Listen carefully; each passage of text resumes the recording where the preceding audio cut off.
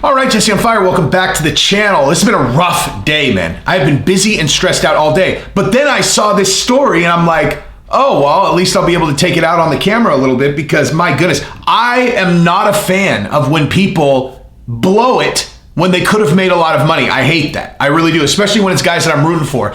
And that has happened in a major way today, okay? So I just saw a couple things, like, well, actually, let's go back like a week, right?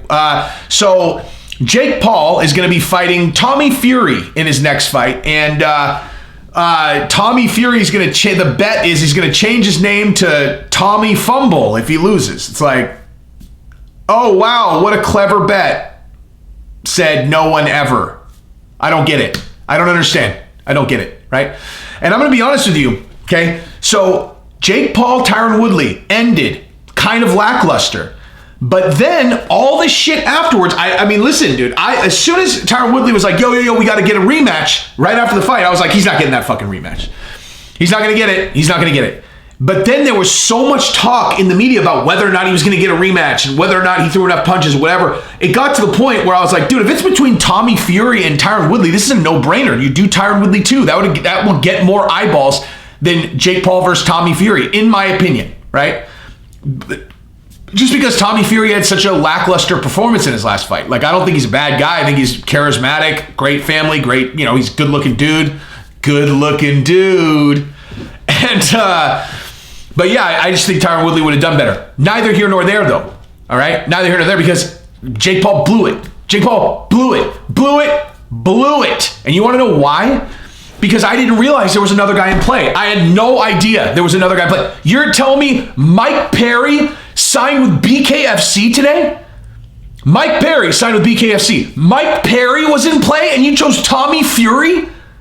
Mike Perry was in play and you chose Tommy Fury.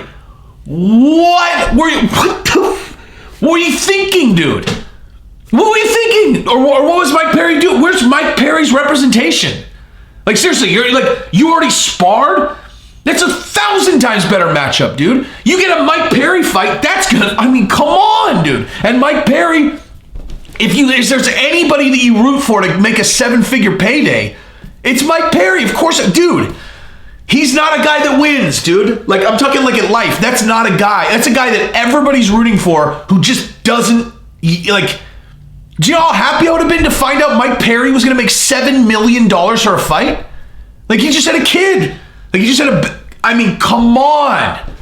Mike Perry was a free agent and you did the fucking deal with Tommy Fury? What? How? How does that happen? How does that happen? I mean, seriously.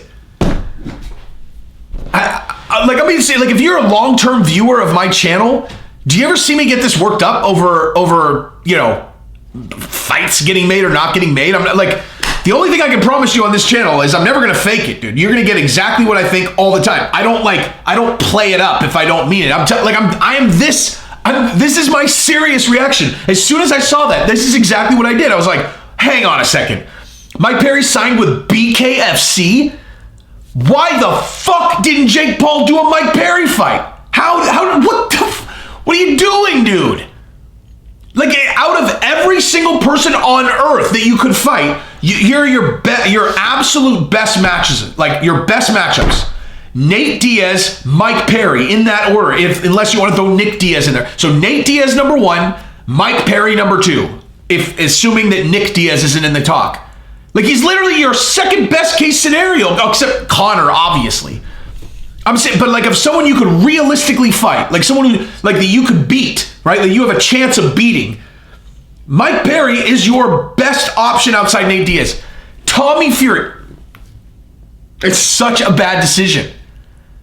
And I mean, honestly, it's bad enough that I might even entertain that, that Jake Paul's people didn't even realize Mike Perry was available because it's such a no-brainer. Like, such a no-brainer.